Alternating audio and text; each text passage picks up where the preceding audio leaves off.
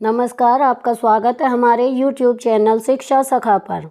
आज मैं आपके लिए लेकर आई हूँ कक्षा 6, 7 और 8 के लिए योग स्वस्थ जीवन जीने का तरीका। उच्च प्राथमिक स्तर पर है ये।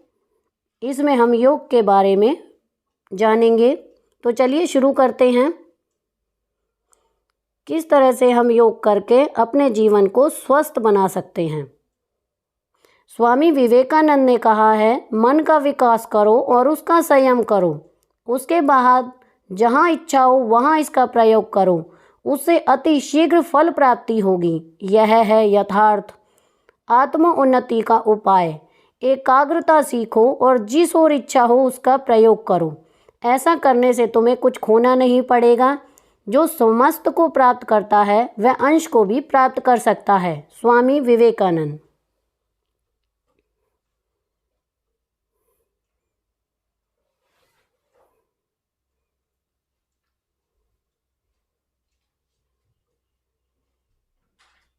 अब हम आगे योग के बारे में जानेंगे कि योग क्या है।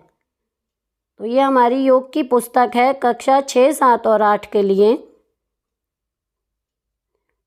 इसमें हम योग, उसके साथ साथ हम इसमें योग के अभ्यास वगैरह करेंगे। तो ये हमारी विषय वस्तु है।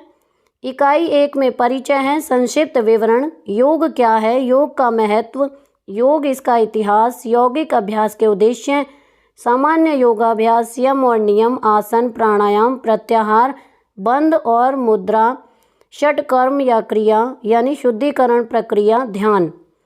इकाई 2 में है स्वास्थ्य के लिए योग। संक्षिप्त विवरण, सूर्य नमस्कार आसन, ताड़ासन, वृक्षासन, उत्कटासन, वज्रासन, स्वस्तिक आसन, अर्धपद्म आसन, निरालंब भुजंगासन, अर्धशलभासन, मकरासन, उत्तान पादासन, एक पाद उत्तानासन, द्विपाद उत्तानासन, पवन मुक्तासन, श्वासासन, श्वसन, त्राटक यानी संकेंद्रिक टकटकी, ध्यान। इकाई 3 में हम पढ़ेंगे शारीरिक दक्षता के लिए योग। संक्षिप्त विवरण है, लचीलापन क्या है, लचीलेपन के लाभ, लचीलापन बढ़ाने के लिए योगाभ्यास, सूर्य नमस्कार।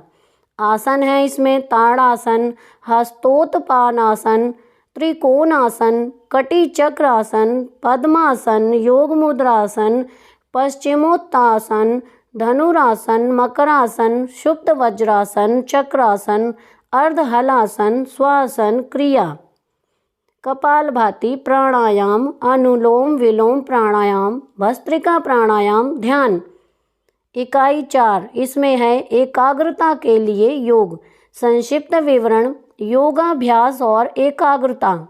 इसमें आसन दिए गए हैं, गरुड़ासन, बद्ध पद्मासन, गोमुखासन, अर्धमत्स्येंद्रासन, भुजंगासन, शलभासन, मकरासन, मत्स्यासन, नौकासन, सेतु बंदासन, हलासन, शवासन, क्रिया, अग्निसार प्राणायाम, अनुलोम विलोम प्राणायाम, शीतकारी प्राणायाम, भ्रामरी प्राणायाम, ध्यान, आकलन और उच्च प्राथमिक स्तर पर योग का पाठ्यक्रम दिया हुआ है।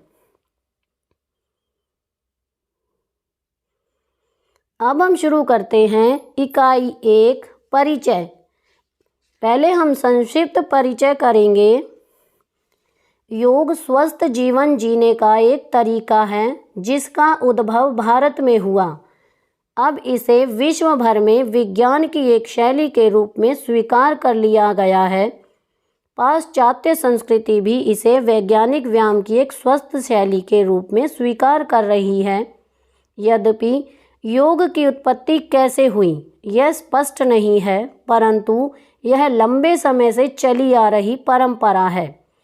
एक सामान्य जन के लिए योग में यम, नियम, आसन, प्राणायाम, प्रत्याहार, क्रिया और ध्यान के अभ्यास हैं जो व्यक्ति को शारीरिक रूप से स्वस्थ, मानसिक रूप से चुस्त और भावात्मक रूप से संतुलित रखते हैं। यह अंततः व्यक्ति के आध्यात्मिक विकास के लिए आधार तैयार करता है। विद्यालयी बच्चों के लिए योग पाठ्यचर्या का उद्देश्य उनकी शारीरिक दक्षता, मानसिक विकास और भावात्मक स्थिरता पर मुख्य रूप से जोर देना है। आसन इस पाठ्यचर्या के महत्वपूर्ण आधार हैं, अतः इन्हें अधिक महत्व दिया गया है। यद्यपि इस पाठ्यचर्या में योग की अन्य क्रियाओं को भी शामिल किया गया है।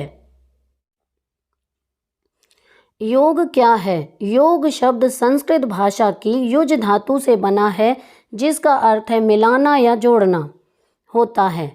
इसे शरीर, मस्तिष्क और आत्मा के संयोजन के रूप में देखा जा सकता है और साहित्य में इसका प्रयोग लक्ष्य के साथ साथ साधन के रूप में भी किया जाता है। लक्ष्य के रूप में योग उच्चतम स्तर पर व्यक्तित्व के एकीकरण को दर्शाता है।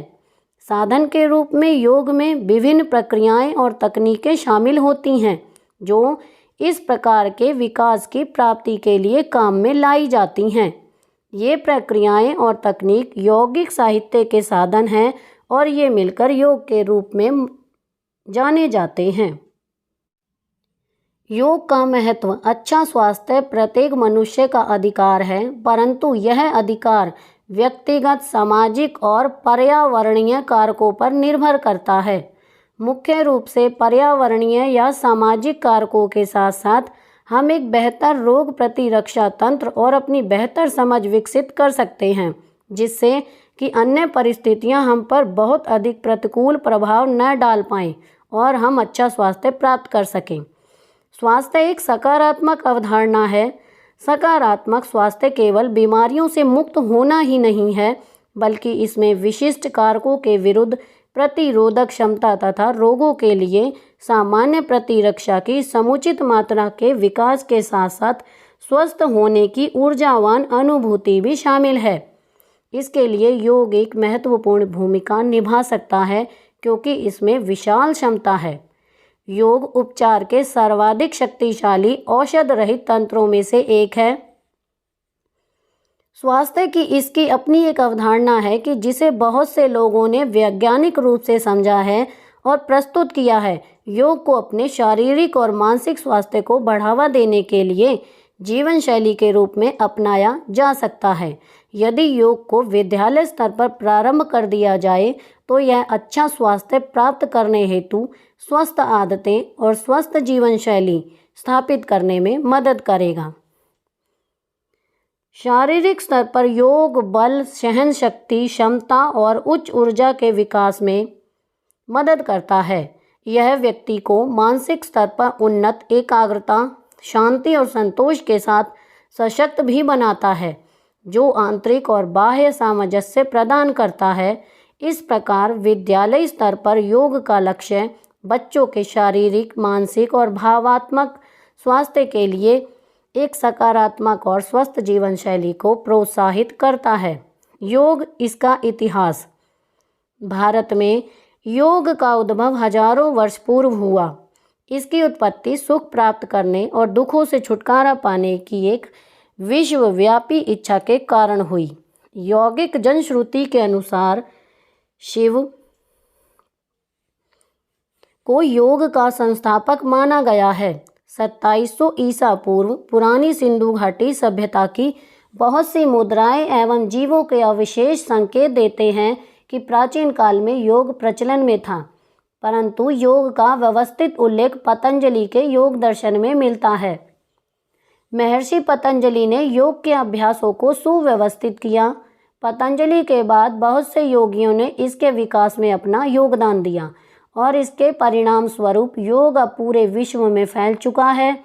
इसी क्रम में 11 दिसंबर 2014 को संयुक्त राष्ट्र महासभा ने 193 सदस्यों की सहमति से 21 जून को अंतर्राष्ट्रीय योग दिवस के रूप में मनाने का प्रस्ताव पारित किया।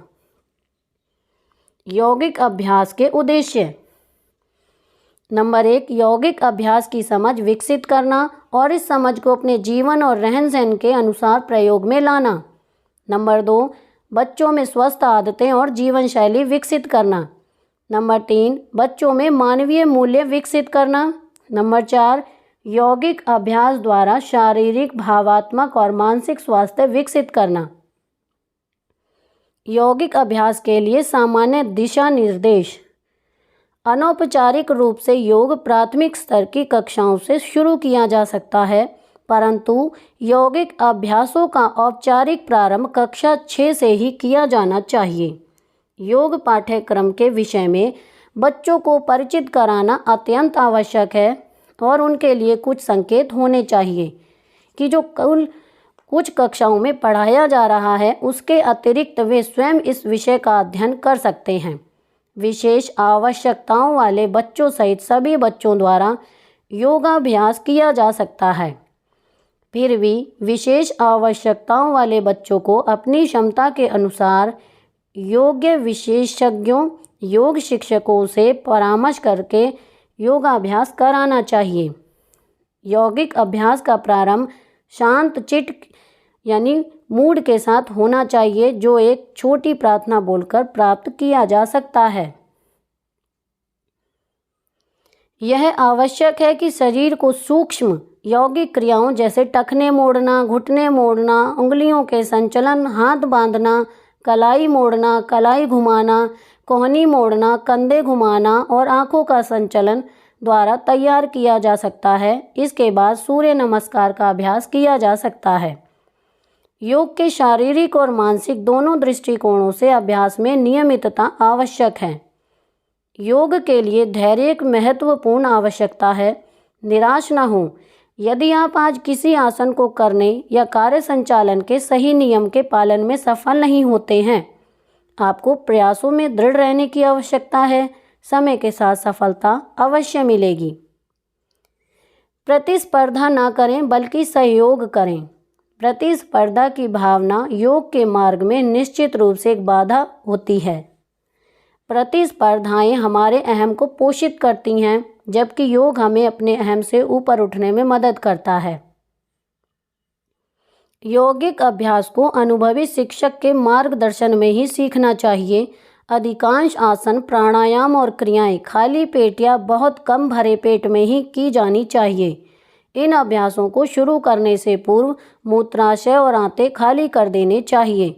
योगाभ्यास के लिए सुबह का समय सबसे अच्छा होता है, परंतु इसे दोपहर के खाने के 3 घंटे बाद शाम को खाली पेट के साथ भी किया जा सकता है।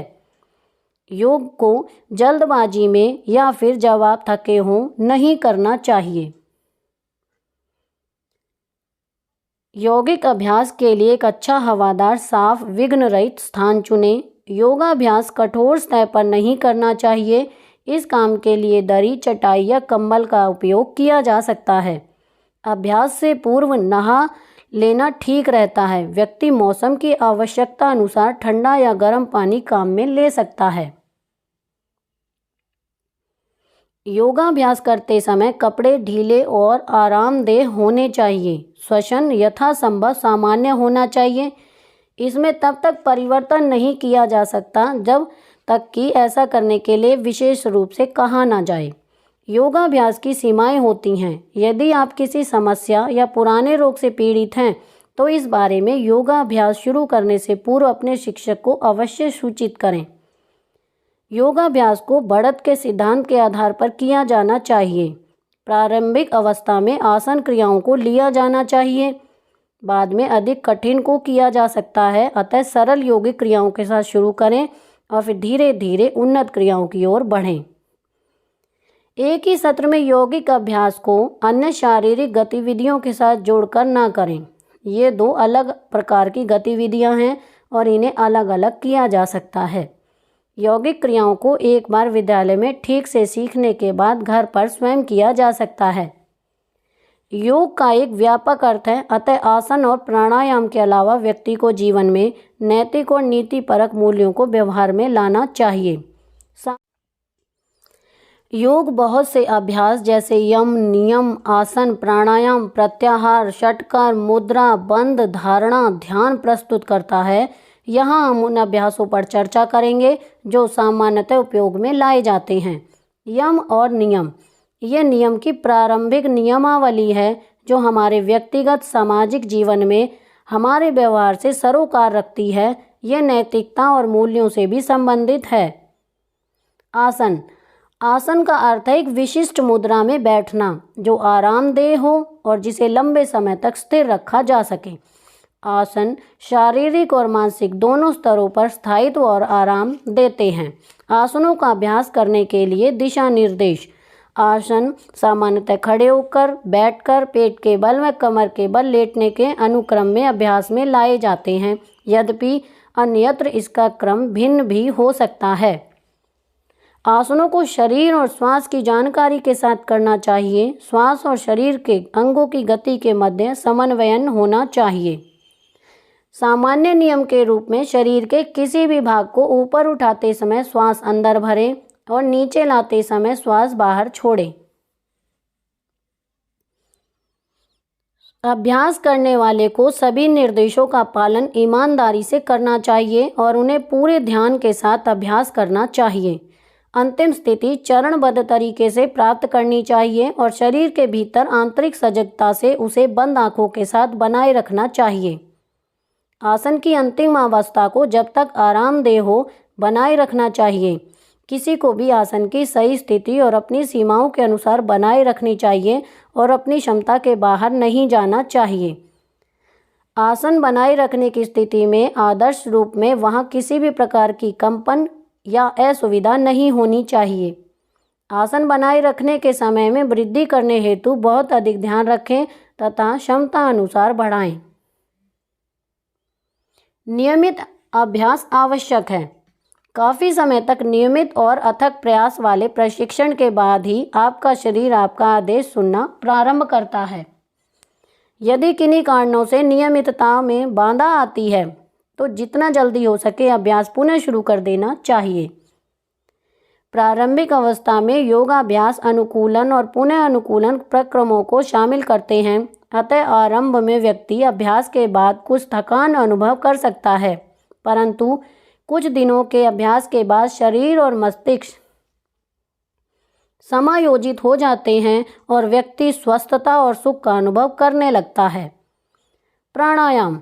प्राणायाम में श्वसन की तकनीक है जो श्वास या श्वसन प्रक्रिया के नियंत्रण से संबंधित है। प्राणायाम प्रचलित रूप से यौगिक श्वसन कहलाता है, जिसमें हमारे श्वसन प्रतिरूप का ऐच्छिक नियंत्रण है। प्राणायाम श्वसन तंत्र के स्वास्थ्य को प्रभावित करता है, जो व्यक्ति द्वारा श्वास के माध्यम से ली गई वायु की गुणवत्ता और मात्रा पर निर्भर करता है। यह श्वसन की लय और पूर्णता पर भी निर्भर करता है। प्राणायाम द्वारा अभ्यासकर्ता के श्वसन, हृदय वाहिका और तंत्रिका तंत्र लाभकारी ढंग से कार्य करते हैं, जिससे उसे भावात्मक स्थिरता और मानसिक शांति प्राप्त होती है।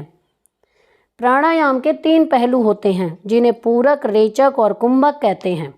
पूरक नियंत्रित अंतः श्वसन है, रेचक नियंत्रित उच्च वसन है और कुंभक श्वसन का नियंत्रित धारण यानी रोकना है। प्राणायाम हेतु दिशा निर्देश। प्राणायाम यथासंभव आसन करने के बाद करना चाहिए। शीतली और शीतकारी के सिवाय प्राणायाम में श्वसन नाक द्वारा ही करना चाहिए। प्राणायाम करते समय चेहरे की मांसपेशियों, आँखों, कानों, गर्दन, कंधों या शरीर के किसी अन्य भाग में तनाव नहीं होना चाहिए। प्राणायाम करते समय आंखें बंद रहनी चाहिए। प्रारंभ में व्यक्ति को श्वसन के सामान्य प्रवाह के बारे में सजग रहना चाहिए। श्वसन और उच्च वसन को धीरे धीरे लंबा करें। श्वसन पर ध्यान देते समय अपने पेट की स्थिति को देखें, जो श्वास अंदर भरते समय फूलता है और श्वास छोड़ते समय अंदर जाता है। प्रारंभिक अवस्था में व्यक्ति को 1:2 का श्वसन बनाए रखना धीरे धीरे सीखना चाहिए, जिसका अर्थ है उच्च वसन का समय अंतः श्वसन के समय से 2 गुना होना चाहिए, परंतु प्राणायाम करते समय ऊपर वर्णित आदर्श अनुपात पाने की जल्दी न करें। प्रत्याहार।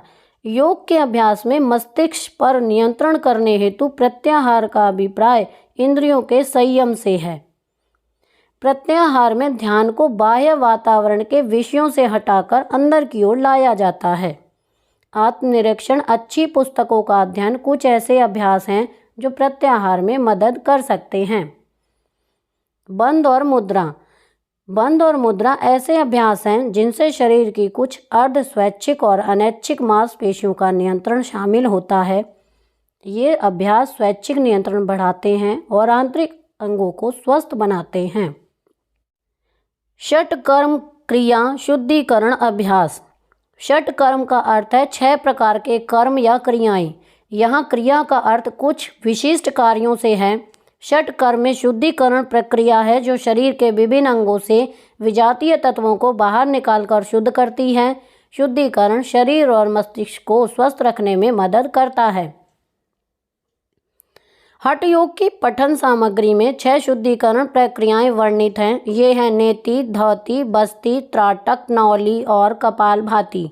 जल, वायु या शरीर के कुछ अंगों के जोड़ तोड़ से इनका लाभकारी उपयोग आंतरिक अंगों या तंत्रों को साफ करने हेतु किया जाता है। क्रियाओं के अभ्यास के लिए दिशा निर्देश। क्रियाएं खाली पेट करनी चाहिए, अतः बेहतर है कि इन्हें प्रातःकाल किया जाए। क्रियाएं किसी विशेषज्ञ की देखरेख में की जानी चाहिए। प्रत्येक क्रिया करने का एक विशिष्ट तरीका होता है, उसे सुनिश्चित करने से ठीक उसी प्रकार करना चाहिए। विभिन्न वस्तुएं जैसे जल, नमक, वायु प्रत्येक क्रिया में उपयोग में लिए जाते हैं। ध्यान। ध्यान एक अभ्यास है जो शरीर तथा मन को एकाग्रचित्त करने में सहायता करता है।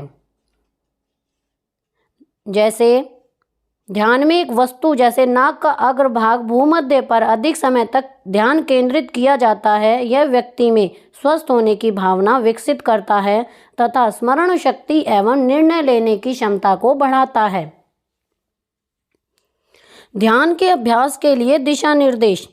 आसनों और प्राणायाम का अभ्यास ध्यान में काफ़ी लंबे समय तक एक ही अवस्था में बैठने की क्षमता विकसित करने में मदद करते हैं।